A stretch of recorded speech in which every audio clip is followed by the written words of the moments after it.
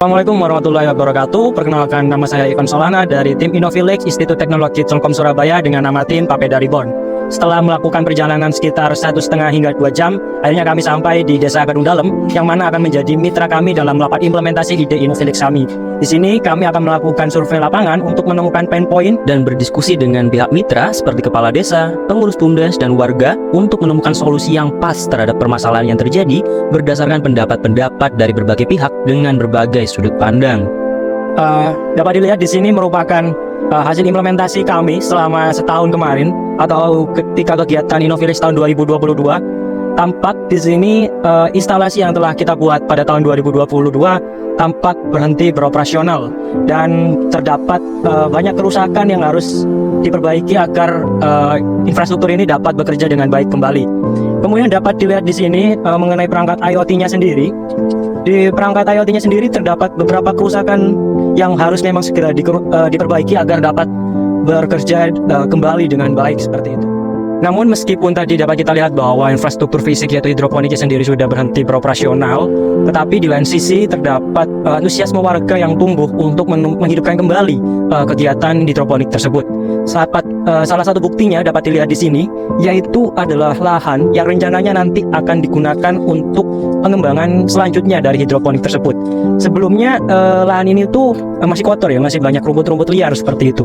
Namun karena warga berencana untuk menggunakan lahan ini untuk menghidupkan kembali fasilitas hidroponik yang sudah ada sebelumnya, maka warga berinisiatif untuk membersihkan lahan ini dan akan mempersiapkan lahan ini untuk diletakkan infrastruktur hidroponik tersebut yang akan dikembangkan oleh warga di sekitar sini. Hal itu merupakan suatu hal yang positif yang mana membuktikan bahwa masih ada potensi untuk menghidupkan kembali dan memberdayakan kembali program Innovilix tahun 2022 yang kemarin. Untuk mendapatkan saran dan masukan serta memahami permasalahan lebih mendalam, kami melakukan diskusi dengan berbagai pihak seperti kepala desa, direktur BUMDes, serta warga. Melalui hasil diskusi tersebut, kami mendapatkan informasi tentang permasalahan yang terjadi, yaitu pada bidang TIO atau Teknologi, Environment, dan Organization, meliputi pemahaman dan infrastruktur teknologi, keadaan atau potensi masyarakat Desa Kedung Dalem, serta kinerja pengurus dalam organisasi. Itu berkenan dari warga sini membentuk kelompok masyarakat. Ya di situ terarah sudah. Nanti penilaiannya di mana? Kalau memang itu kelompok masyarakat atau mengatasnamakan kelompok di desa dan berupa BUMDes itu kan lebih ada badan hukumnya, ada anggaran dasar, anggaran rumah tangga kan sudah jelas ya. Kalau mau enak, BUMDes itu memang menampung hal-hal seperti ini. Sebenarnya kalau ada lingkungan itu enak, pengembangan lingkungan sendiri mungkin juga bagus. Tapi ya, kalau yang disampaikan Mas Joko, kalau individu mungkin ya sulit memang ya. Tapi yang pasti kita ini semuanya ya sepakat.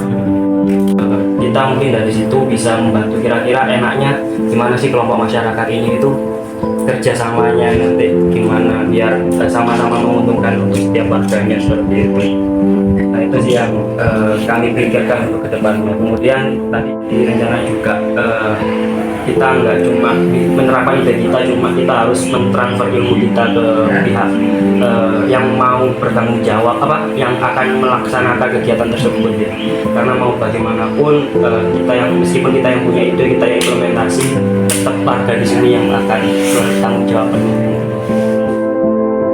Melalui pembahasan lebih lanjut mengenai hasil survei lapangan, maka diusulkan beberapa usulan sosial project, yaitu antara lain pada faktor teknologi, akan dilakukan perbaikan kerusakan instalasi hidroponik dan pengembangan perangkat IoT menggunakan komponen yang lebih bagus, serta mengintegrasikan instalasi hidroponik dan IoT tersebut dengan panel surya.